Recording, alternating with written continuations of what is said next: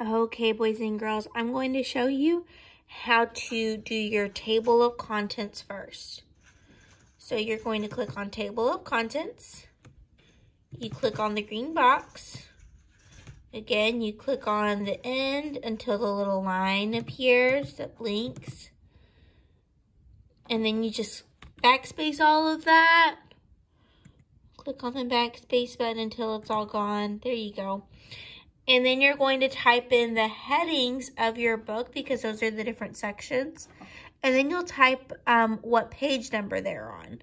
So you'll just look right here for the number, and that's the page that we're going to put.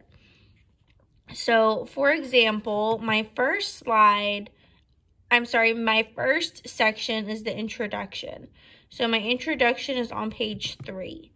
So right here, I would type introduction. Because it's a heading, I'm going to capitalize that first letter. And then I'm just going to put some periods. So this little dot. And I just did 3. It's up to you how many you want to do for this. It's whatever you think looks the best. And then I just put the page number. If you want to put like page 3, you can also do that if you want to put the whole word. It's up to you. And so you just put the different sections of your book and the page number that you can find that section on. Remember, the table of contents is a text feature that makes it easier for your reader to find information in your book that they're looking for. Okay, next I'm going to show you how to add pictures.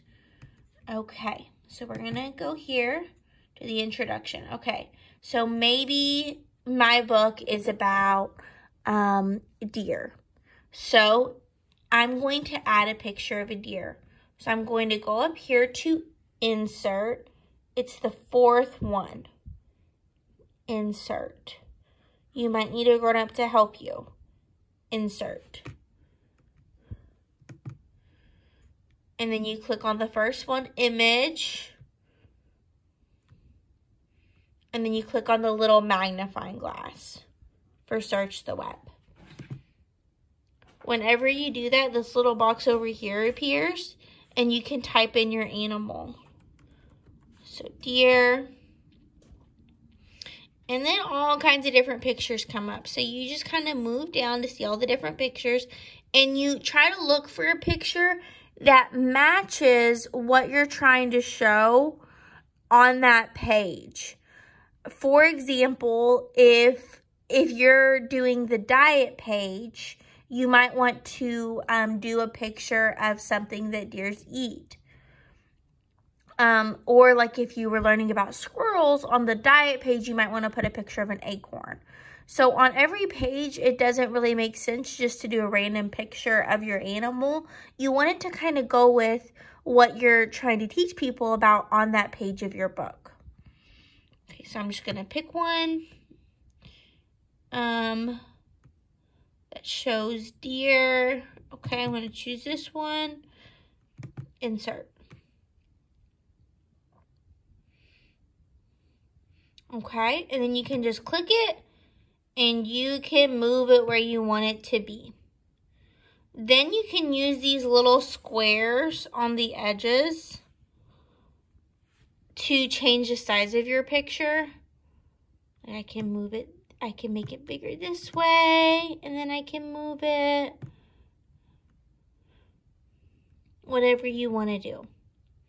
If you know how to do other things with the picture, that's totally fine. I'm just not going to get into it in this video. Okay. And the next thing we're going to do is the glossary.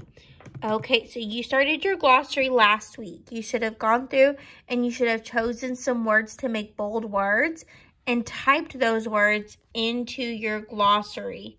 If you did not do that yet, you have to complete that step before you can finish up your glossary. Okay, so all of your words should be in your glossary. I'm just going to add a few because this is just an example one. Okay, so my first word is going to be predator. So whenever you look at your glossary and the bold words that you chose, you need to think about what those words mean and how you can explain those in a way that it would make sense to somebody that has never heard those words before. So I need to think about a way to explain what a predator is to somebody that doesn't know. So I'm going to put an animal that eats other animals. So I was clear. I gave a simple direction, and that will help my reader better understand my book. Okay, you can go ahead and stop this video, or if you want to see a bonus thing that you can do, go ahead and stay on. Okay, I'm going to show you how to change the theme of your slideshow for those of you that want to. Again, this is totally optional. This is just up to you. So you just click up here at Format. Oh, not Format, I'm sorry. You click up here.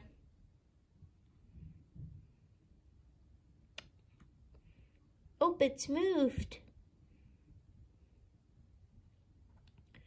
Okay, just give me 1 second. I'm just going to find it.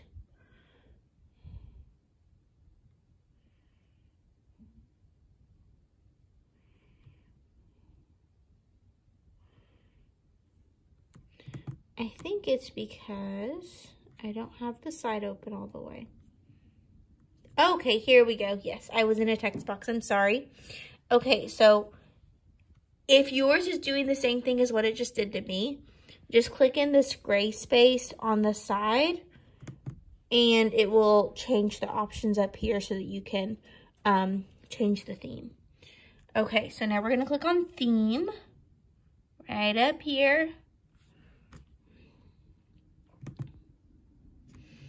And then you're just going to scroll through and click on one that you like. So maybe I like this orange one.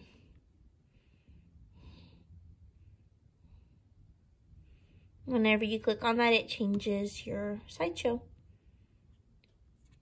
Okie dokie. Well, I hope that you all have fun making your animal book and have a great rest of your day.